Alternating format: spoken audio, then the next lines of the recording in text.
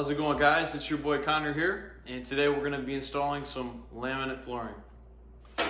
My choice today is the Dowden Gray Oak. You can find it at Home Depot, and it looks something like this. As you can see on the sides, it is the easy click-on installation, but it doesn't come with the vapor barrier on the back of them like some of them do. So what we'll be doing is installing the silicone vapor shield underneath it. But first, we gotta tear this old floor up. Let's go.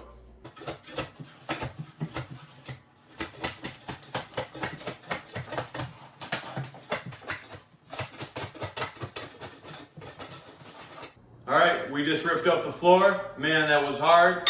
But now we're on to the trim. Oh, and a disclaimer. If there's caulk on the trim right above it, you're gonna wanna take a knife like this and cut over top of it, or you'll just be able to get it nice and clean.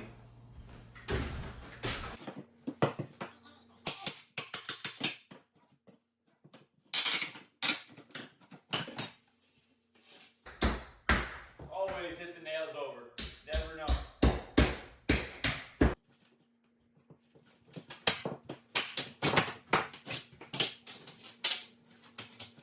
Now that we got the trim all tore up, the next step is to vacuum all the inside of where the trim was. You want to make sure everything is clean and in order.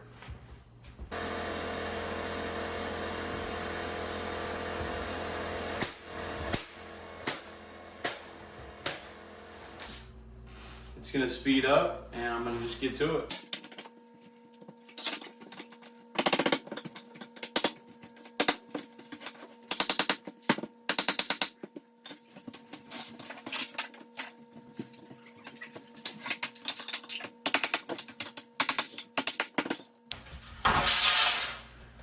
Easy way to measure this last piece.